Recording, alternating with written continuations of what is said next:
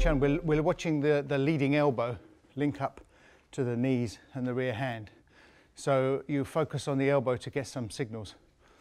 In a straight punch, the elbow moves 2.5 times slower than the fist. So it's easier to focus on, it's further away from your eyes. In a round punch, the elbow moves 4.5 times slower than the fist. So again, it's easier to track and to follow. And so you focus on the leading elbow, and your peripheral vision can pick up other limbs as they move. And then if he was to kick, the same principle applies to the knee. You watch his knee for signals. And also you watch the elbow, because the elbow signals when he's going to kick, because he can't lift his feet up without moving his elbow.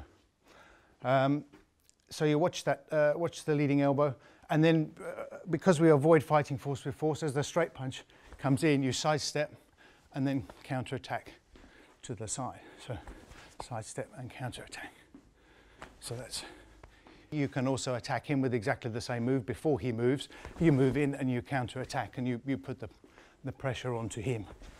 And then if he blocks with his rear arm, because he obviously wants to not get hit, I would imagine, and then you can attack him from a cross-arm position.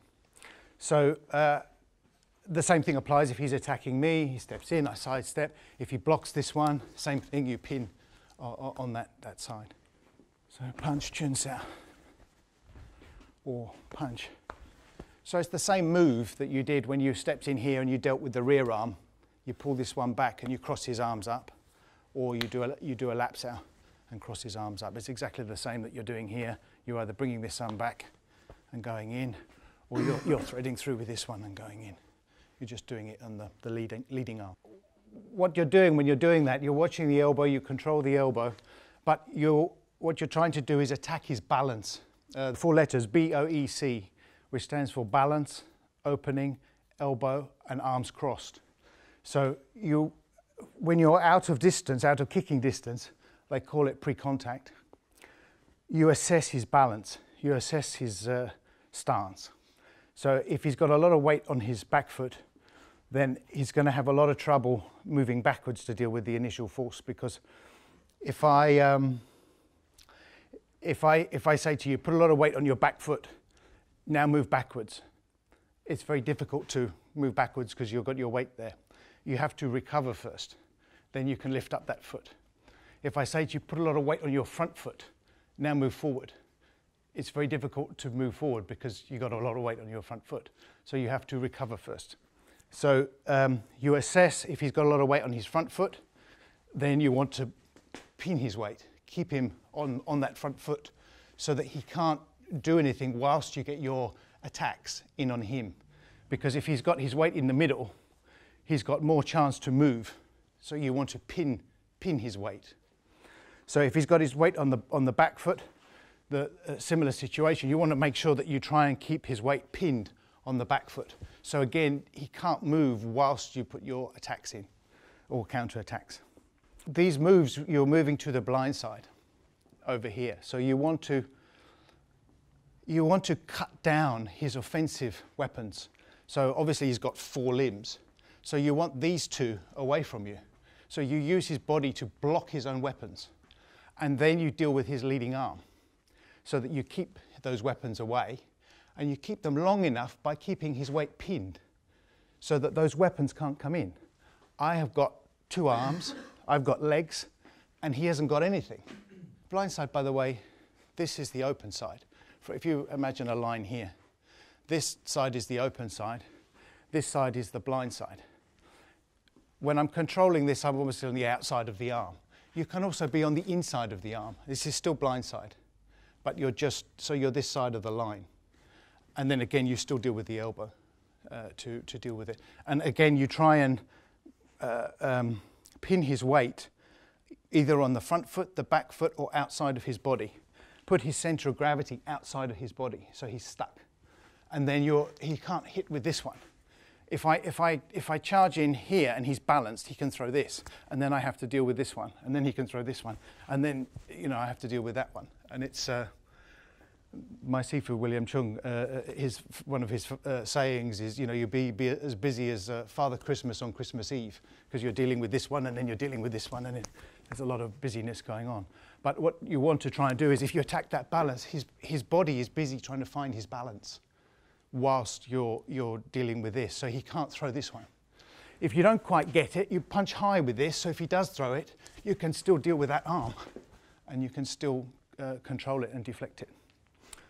So if you're going into check the elbow, attack the elbow, as you're reaching in to block on the elbow, he might swing this punch, in which case you have to deal with that as you reach in. He swings the punch, so then you do a B.O.E.C. Face the point of contact on the elbow here, and then strike to the face. Same thing, attack his balance, so this one is much harder for him to use. And then you can go back to the outside. So you reach in, strike here, and then here. Or you reach in, you go here, and you could continue striking it. You just turn your stance, and then you could go from this position, pull the head back, and strike. So 1, 2, 3, or. And actually, if this one is coming in, be ready to defend this, because you might have to defend this. Everyone likes to cross. So watch the elbow and then cover. But the same thing, move to the blind side, so hasn't got his kinetic chain to use straight away. Let's do it the other way. So.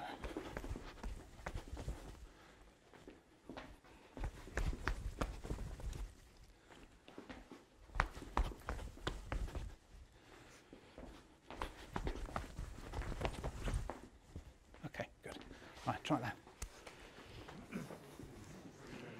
If our lead legs are across from each other, we call it cross-leg stance. So if I am going to step in and to attack, and it's cross-leg, I step in the middle here, and then control from this side.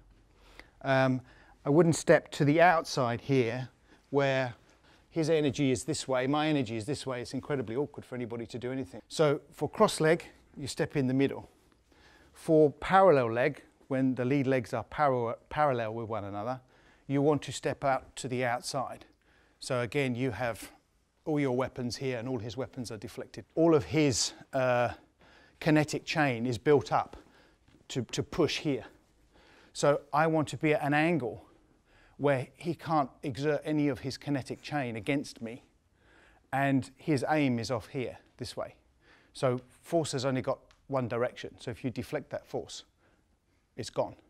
So I want to be in a position where if he wants to exert his kinetic chain on me, he has to move his foot around, and he has to aim again. When he moves to aim again, I move with him, if I've got contact. If I've got contact and I feel him move towards me, I can move as well. So now he still has to move to try and do something. So I'm always trying to make sure that I'm not under any pressure. I want to be in the position of least pressure, because then I've got time. He doesn't have time. He's on a lot of pressure, because not only is his kinetic chain wrong, I'm hitting him. So he's now got a lot to worry about. And then, you know, if he tries to do anything, immediately I know what he's going to do, and immediately I can put some pressure on and start the encounter. So yeah, that's always the position that I would try to go to. So yeah, always fighting at that angle. So of course the seminar today is about Chi Sao. So similar when we do the Chi Sao, just as the B.O.E.C strategy, when you do your techniques, you also do the B.O.E.C strategy in the Chi Sao. So if he was coming in with a, maybe this side, if he was coming in with a Tan Sao, again, I would sidestep, deflect the force, cover the elbow, watch for the cross arm, pin the arms from the blind side. So you train your contact reflexes, you train your visual reflexes to do the same thing that you do in the fighting technique, you train it in the Chi Sao. So you have your form, your Chi Sao, your real technique has continuity all the way through, and that way you can that way you get less confused for starters. It's really the clarity and the answers that are important. Once you have that clarity, then all of the variables that can be thrown up, you always have You always know what you're doing. So if I'm in a situation and he turns to do something, I know that my strategy. So if he goes to do something else, I know what my strategy is. If he steps back or runs or does something, I know what my strategy is. I'm never in a situation where I don't know what it is that I'm trying to achieve, and I'm always trying to achieve that I have the advantage of my kinetic chain, and he doesn't have the advantage of his kinetic chain. If it was a less committed punch, I would tend to do a Pak Sao Chun Sao, so I'd cover the path because it's going to retract and then follow it back and then charge in on it. So we'd handle it. Yeah, exactly. Yeah. As Andy attacks, if you sidestep rather than going in that way, and then the idea you want to try and pull him this way a little bit. So yeah, because of course the knee works very well this way, but it doesn't work. The hinge doesn't work to the side. So if you sorry, you do that punch. Yeah. If you grab this one and then just pull him this way, so then you can actually. What I didn't do is I didn't show the sort of follow-up steps that you could chase with, and then that way if you move out of that angle, you take his balance with you. Yeah, just try a bit of that. Yeah. You're thinking attack. You're thinking offense, right? You're thinking sort of going in. But if he's throwing the punch, you want to be thinking sidestep and defense. Yeah. And then go in from a side angle. When you're going in, then you can step a little bit more that way. But when he's coming in, you want to get out of the way. Yeah.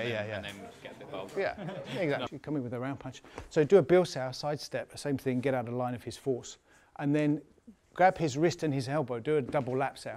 So you get full control of him, and then go in with a Pak Sao punch, lap sao punch. You could use a knee, you could use a palm, you could use an elbow, put whatever you feel you want to experiment with, but try and get that full control. Try and get that double lap sao. So B.O.E.C, sidestep, you watch the elbow. So you watch the elbow, B.O.E.C, double lap sao. Obviously he can't use his rear arm, can't use his rear leg. You could cross stamp kick if you wanted to further attack his balance, and then put your strikes in.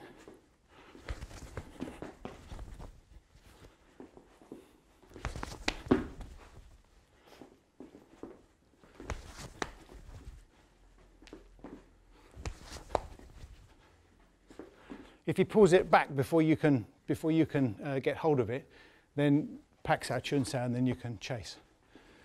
So if you get here and you sort of, or you front kick and then chase, and then you do exactly the same thing. Once you arrive, balance, opening elbow, arms crossed.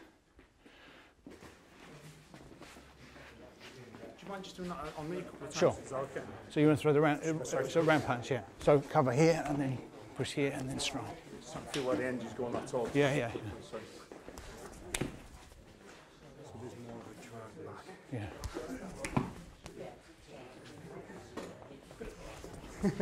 It still worked on the straight punch. As long as you're watching the elbow or whatever. Exactly. You can, It doesn't make the odds. Right, so straight punch comes in, Pak Sao Chun Sao, elbow, followed by another elbow, followed by another elbow. So a combination of elbows, 1, 2, 3. So same thing, watch the leading elbow, deflect his force over there, grab the arm, attack just behind the elbow, pressure point behind the elbow. So this movement, you're coming up. So it's like a 45-degree angle up from the hip. So be careful with this one. Obviously, you can apply speed with it, but as you get more and more confident with it. So elbow up this way, cover the elbow this way into his shoulder here. If he's shorter, you can hit him in the chin. If he's not short, attack his balance by hitting him in the... everyone looks around.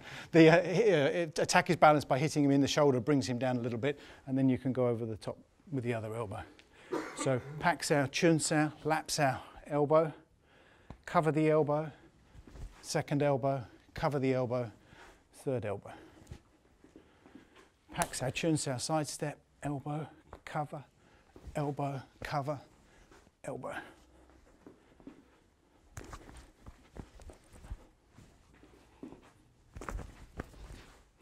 There are other ways you can do it. If you were on the inside of the arm, you could do a Pak Sao, grab the arm, and then bring it over, and then go in this way. So you could Pak Sao, cover, and then go this way. Or Pak Sao, Chun Sao. Pak Sao, Chun Sao is easiest because you can deflect comfortably, and then Put it in. You can do it from a left side neutral with a half side step. You can do it from a right side neutral, stepping to opposite neutral. Let's do it the other side.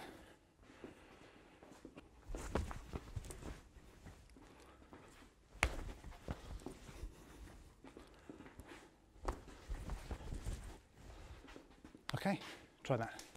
So we talked about visual reflexes and watching the leading elbow.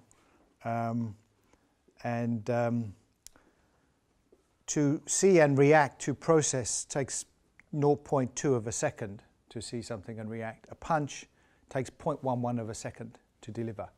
So if you're this close, you can end up with the fist in your face before you've actually seen anything going on. There's a lag time. But your visual reflexes are fine for this distance, so you can process, you can see the elbow and everything. But once you get into contact distance, you require your contact reflexes, which can go down to 0.05 of a second. So you can deal with that 0.11 of a second of the punch. And you're dealing with the same situation. We've all done Chi Sao, so we can skip down to going straight into the double arm position. You want to do exactly the same thing in the Chi Sao as you do in the fighting technique. You want to look out for that balance, opening, elbow and arms crossed situation. So first of all, we'll start with the rotation and then the basic drill. I'm sure you've all done this. We'll keep a little forward pressure from the elbow so he can't kick, he can't lift his foot up. If you're very, very light, he can lift his foot up and he's not under any kind of pressure not to do that. If you have a little bit of pressure, he can still lift his foot up, but it's harder and you can also feel him do it, so you've got some control over that situation. And then you also need a little bit of forward pressure so that when he makes a move with his hand, your nervous system can pick it up. If it's very light and he doesn't have anything on him, again, there's no friction for him to work against, so he can just move off and it's hard to read. But if you have a little bit of forward energy, you can then benefit from training the reflexes. And then from that position, we do a palm strike, and Pete does a juts out, and then he punches for the open target. So, and then he does a palm strike, so he goes for the open target. I do the juts out, then he has an opening, and then I punch. And then you'd rotate again, rotate, and then palm and tan sao. Palm and tan sao. And then it's off this basic drill that you start then dealing with the other situation. So when he attacks here, we'll get him to step. So as he steps in, I can step away, and then I go for this elbow. And then you start getting into balance, opening, elbow, arms crossed, start using your footwork, start training your position to deal with it. Basically, speed is often a concern, but speed without direction is nothing, because there's cars going 30 miles an hour along that road there, and it doesn't concern us at all. But if the car is coming here, if the car has the direction, then it's a problem. So if he comes in with the tan, again, you can deflect that force. Doesn't matter how fast it is. Well, whilst you're doing the Chi Sao, when you're doing this drill, the person in the tan sao controls the rotation. So if I don't move, he doesn't move. If I move, he moves. Now he's in control of the rotation. Now if he moves, then I move. Now I'm in control of the rotation. So you become linked together, rhythm set together. So when he comes in with this palm, I'm still rhythm set with what he's doing, because I have to get my timing to match what he's coming in with, so that you can set your reflexes to the same speed, because it's no good he doesn't move and I move, or he moves incredibly quickly and then I block. So you have to get your timing and your reflexes to match what's going on. So he comes in with that, and then I move to here. And then later on, you can vary the speed, vary the tempo to break rhythm, to trick the opponent, and all sorts of tricks and everything else that can come into it. But initially, that's the basis of what you're trying to achieve. So we'll do the rotation. So we'll start with the rotation, and then this this exercise. You can rotate 1, 2, 3, and then somebody does an attack, and the other person does an attack. Actually, I tell you what, let's do it in the air first, so that we don't complicate it with a partner. So if you front neutral stance, and if you have a Fook Sao and a Tan Sao, and the Tan Sao just rotates over the top into a Bong Sao, and then underneath into a Tan Sao. So that's the basic rotation. Then from the Tan Sao, you do a palm, then you do a Tan to deflect his punch, and then you rotate again. Then you do a Jut Sao, a punch, back to a Fook Sao. A Jut Sao, punch, back to a Fook Sao. If you want to change, by the way, if you're in a Tan Sao, just come around here. It relies on speed. Obviously, if you find your partner is very hot on the punch, you know, perhaps do something else before, you know, maybe give him a little bit of a reminder about his Bong Sao before you go to sneak this one round. Otherwise, you might find you're getting caught. But the change relies on speed. So you just come around, and then you come around this way. And then if he changes, you just follow. So if he comes around, you just go to a corresponding Bong or Fook Sao. If you're confused about it, ask me when I come around and we'll sort it out. So from here, another move that relies a little bit on speed is if I want to do a lap Sao, and if I do it quickly, I can grab this and step in and pin him straight away. The danger of it is I have to let my elbow come out a little bit. Even if I bring my Bong over a little bit, I have to let my elbow come out, which means he might strike me here, which is why it has to be done with speed, because you're going across this.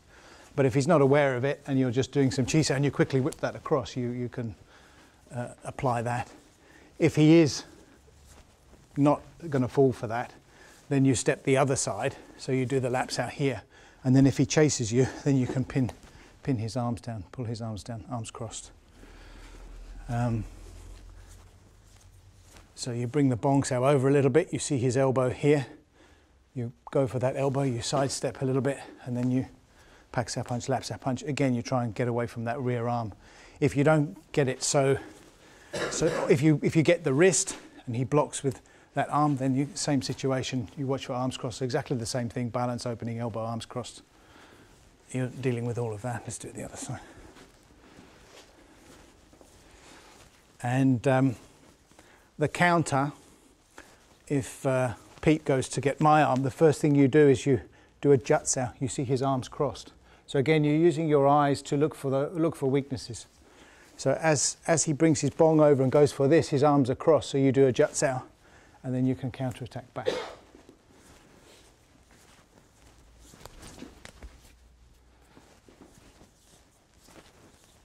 If he gets the move and your arm is down there, then you have to, again, avoiding fighting force with force, you have to go with the force, put his arm across his other arm, and then counter-attack back that way.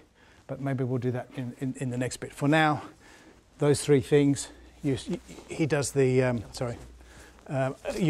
you pin quickly, you pin and go across this side and stay away from that arm. And then if he goes to do it, you do a Jut Sao and pin his arms. All right, let's try those. Step back this way. That's it. That's it. So you grab. That's it. Grab hold of it. So that, yeah, that's it. So you stop, and then then you bring that there. Yeah, yeah. Yeah. So he's got to grab hold of that wrist. That's it. And then you go this way, and then you can step back. Yeah, yeah. Down and to the side. That's it. That's it. That's it. You got it. Yeah, yeah. You bring it across and you move away from this arm. So exactly. And then you can move to this side. And then your counter, which is when I try to to do said lap Sao, as I go to do this, you go, his arms are crossed, and you jut down, and then you counter back in the middle. Yeah? Oh, and I was showing these other guys. So that one where you trap quickly to do this one, if you grab my wrist and step over there to do the quick trap, yeah, the lap Sao, that's it, and step over, that's it. Here is, so he's trapping my weight here. So you step back with this leg that the weight is trapped on. Before he traps it, you step back and you push it over this way, and then you can get out, and then you stay away from this arm. So you got the one where you drag this one across. Yeah. Then you got the one where you step this way. So if you try to chase me, you can keep that pin. Is that taking the different arm then? Yeah, right, arm with it. Ways in which you can get the initial laugh. Yes, that's it, yeah. So you either go quickly and go this side, or you go more safely over this side, keeping this one away, and then do that one. Sure. And then the counter, which is you watch the arms cross and you jut him when he tries to cross his arms. That's it. You can do the other one as well, just to give you an idea of directions, both directions. So if you come in with the Tan Sao, you can go this way. So now you deflect him that way, and then you get on this side and control this elbow. So if he came in with this attack, and I kept doing this defence, it's not too long before the other person goes, he always goes to this side, you know. Maybe I'll fake, and then I'll arrive where he likes to end up. So it depends on the energy he's giving you, but you can then go this way, or you can go the other way. And then if I do the same for you, that's it.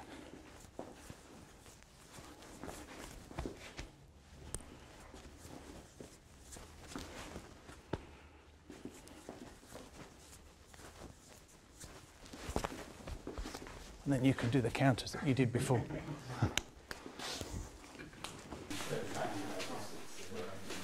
Yeah, so as you build up this one, you match. You know, one of the reasons that you're in a front neutral stance. So instead of picking this foot up to move to the side, take the other one back and to the side. In fact, that's the reason. You see, in the front neutral like this, you Chi Sao on your toes a little bit, and by being on your toes, it means you can push back and to the side. Okay, so you're not quite going back into a T step, are you? But it's a T stance. A T stance rather than a T step. Yeah. So you step into a T stance, and then you step back up. Take it, then we're going. Okay. Yeah. So from the rotation,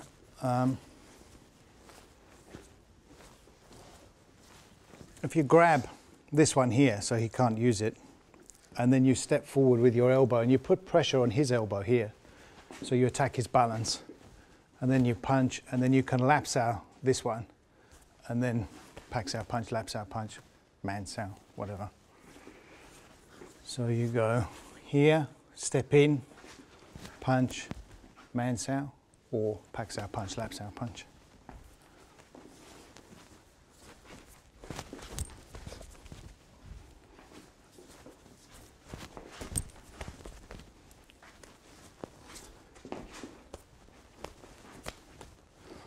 And then the defense, if he does it to you, see that the weakness of the grip is here between the thumb and the finger.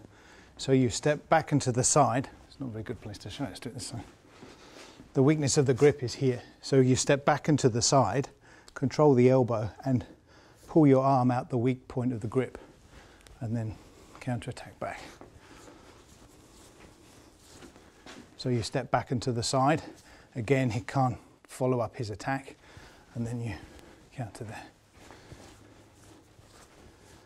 You don't want to step back, because then he can do that, and then he can get onto your blind side. So as he does that, you want to get onto his blind side from there. Sweep, elbow, whatever. So you're going to do this move here. He has a little bit of resistance with his Fook Sao to try and prevent me from doing it. So you have trouble this way, or he's putting energy into you this way. So you take this Pak Sao and you hit him with a man Sao on the inside. So originally you're going this way and trying to do this one. But as you go to do it, you have trouble with this Fook Sao, so you can't get around. So you Pak Sao, Man Sao, hit him here, then go for this elbow, and then fight on the blind side again, on the inside. So you go in for this, and then strike, and then this side.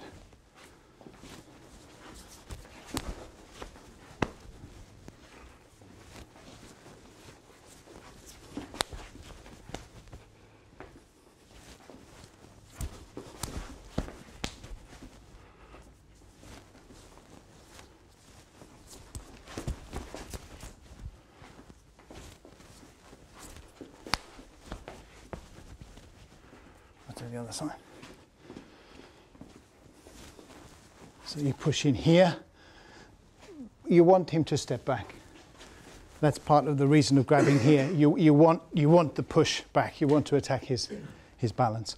But if you can't get around there, then you have to just move that one out the way. Then you can move across and take his balance. So other than the weight distribution of pulling the weight across the side, so you can just go through and just pause when you get to the next part. Yes. So is this the only thing that's stopping this from coming in essentially? And his other hand. Yeah. He's obviously got a free hand. Yes, I found when I was doing it, yes. I don't know if I was doing it with Harry, well I'll do it with you, it's a different matter, sorry, no, if I attack you now, so I'll go here. Yes, yes. When I was going here, I was automatically wanting to check that arm. Yes. I don't know if that's right or wrong, but no, that's just from the position I'm being in, I didn't like that arm being just kind of... Absolutely right. So when you push him and he goes backwards, you notice that point where he steps back, like that. Yeah. That bit, he's not in control of his coordination. Yeah.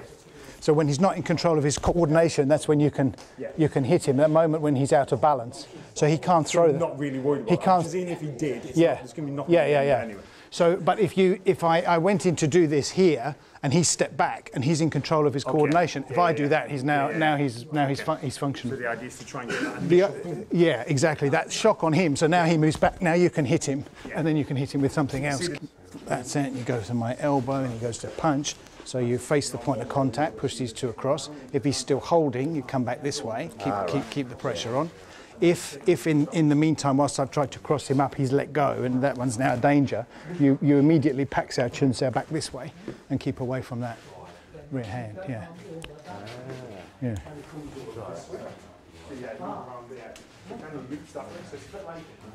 That's it. Put this one underneath, towards this way, that's it. Because if he releases, you need to be on the outside. That's it, yeah.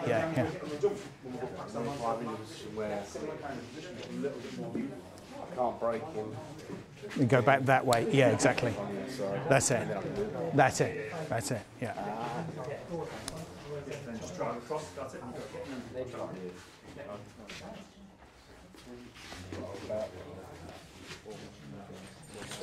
So step this way, Andy, and swing that across that way. If he's still hanging on, you bring your elbow back and you do a tan. You go this side. That's it. And you go in. If as you do that, he releases and he's let go of that. Now you Pak Sao, Chun Sao, Pak, and that's it. Get on that side. Yeah, exactly. Yeah. Thank you very much for coming, and that's the end of the seminar. Thanks very much.